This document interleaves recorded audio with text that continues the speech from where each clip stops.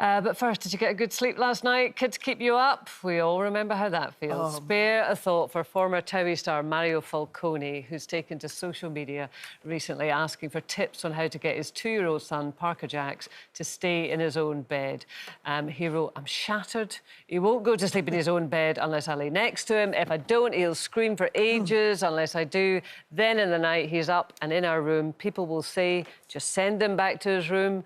But this is then met with unrelenting screaming for ages. So apparently, Brenda, he's been getting lots of advice on social media, Mario. Just let the baby cry. Well, he's lucky. Would you agree? He's lucky because social media wasn't around in 1990 when I had my first baby. So, well, you know, you have to just get on with it. But my thing, I think I was so scared when I gave birth to Jamal, my aunt, the first thing that she said, I'd hold him and I'm like, "Oh, you're so cute, you're so lovely."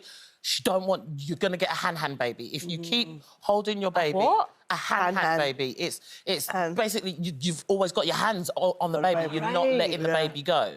And the baby couldn't... My aunt always said, the baby will get used to that and then you will not be able to have your social life. You will not be able to go out and do anything because you've got a hand baby. So from a very, very early age, even from when they were born, I would feed them. I breastfed both of my children. I'd feed them and there was a cot there next to the bed. I put them back into the cot and that was how they were. And then after about 8-9 months, I moved that cot into the next bedroom and they slept. Even if they scream blue murder? If they scream for a little while. The thing is with babies, the midwife said to me, you have to put the baby on your schedule. It doesn't work the other way around. My schedule is already here. That baby's coming into my schedule, so you get to know my schedule and this is my schedule, sleep. And so, you know... I wish you were there, Brenda, I tell you. It's not tough, but, you know, I'm juggling jobs, I'm juggling work. I have not got time for hand baby. Yeah. But something that I did, which I've actually did for myself, and I've done it for 3 of my friends that had newborns, was I got them, like, this 3-in-1 chair, a high seat, a rocking chair, and it comes with all the music.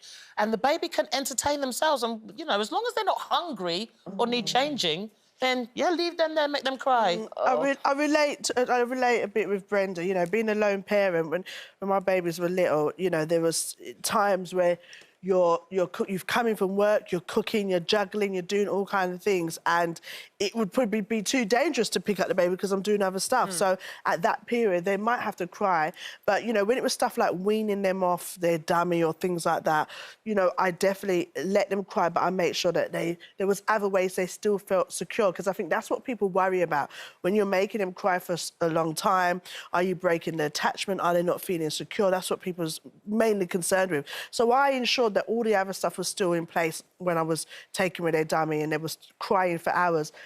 I still changed them, I still fed them, I still made them know I was close. Where did you learn all that stuff from? Because as Brenda says, social media wasn't around, you know, when you had Jamal, and now it's ever present. You know, there's apps, there's parenting apps, there's books, like, you know, well, it's mainly online, isn't it?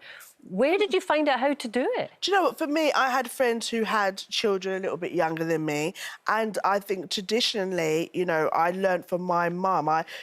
Just things like gatherings. It would be the elder women that would be in the kitchen and the younger teenagers that would be out looking after the younger ones. There was always someone that you was helping, you know, whether you're doing the shopping and the other one's looking after the babies. There was always that younger generation to look after. And I suppose, to a certain extent, when I got pregnant, I never questioned whether I'd be a good mum, and I was never questioned by friends or family. It's almost like they just expected me to be a good mum, which I suppose sometimes for people, it can be pressure. But as my mum would say, if you make baby, you best can take care of a baby.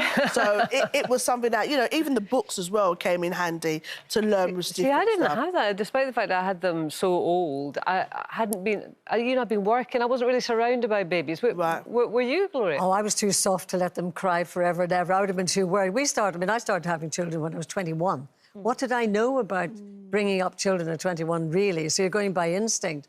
And I think I had a very, very lovely upbringing, and I think I would have been too afraid, really, to let them cry forever. But where a lot of your argument falls down to an extent is my youngest child, for example, Michael, he would have been up 8 times a night at least. Wow. And I was absolutely exhausted. I mean, exhausted. I'd be to the doctor would give the baby something to soothe him. He'd then give me something to try and soothe me. And then in the end, what I really felt bad about, he said, oh, for goodness sake, maybe I'll send him then for a check at the hospital. Well, in the end, mother's instinct was right, because when I would pick Michael up, he would maybe burp or whimper a little bit, but then I'd put him down, good as gold. But then he'd be up again another hour. But as it turned out, he had to have what's known as a barium meal test. So they have to put this liquid down into the stomach. And I had to hold him back, his little arms back, on the table.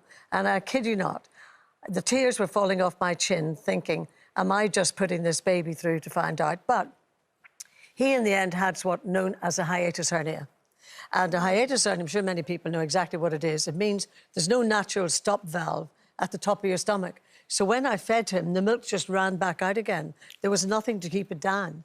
So the doctor said to me, actually, you're right. Mother's instinct, in the end, is correct. So sometimes it's not right to just let them cry and cry and cry. Yeah, well, yeah, absolutely. I mean, what about taking them into the bed? Because that's another big debate. You know what? I'd say, you know, sometimes, you know, you have a baby, mother's instincts, or you think you know it all. And I do remember when my daughter was really little and the midwife was saying to me, I was pregnant, don't keep the babies in the bed, always put them back in the cot. And I was thinking, oh, yeah, you know, it'll be fine. And I think it was one night I was breastfeeding, and around the time I had her, there was some, you know, bombings and stuff, unfortunately. It really made me anxious. So I had her in the bed with me. And I must have been in and out of sleep, and I woke up, and that exhaustion, you know what it's like when you have a child, an exhaustion that I never have experienced before in my life. And I woke up, and I remember looking at the cot thinking, a cot? Who's had a baby? Like, it had clean gone out of my mind that I'd had a baby. And then I was like, what is that? I was lying on my baby. And I just, thank you, it was like literally just like for 10 seconds. And I jumped up, and because she was kind of moving, I grabbed her. And I just remember crying for hours. Your heart must have stopped. Because I said, thank God, I'd been kind of like moving or whatever, and I must have just rolled over that time, and that's what woke me up. But, you know, professionals are out there, and a lot of them know what they're talking about, and combining that with your instincts, I think, is the way forward, and parenting in the way that you feel is best. Yeah, I mean, they do worry, don't they, about co-sleeping. I mean, I know a lot of people are more comfortable doing that, but there are studies that show that it does increase the risk of sudden infant death syndrome. So I don't think it is recommended, but Definitely. I did it, I have to say. I did do it because I got desperate, quite frankly.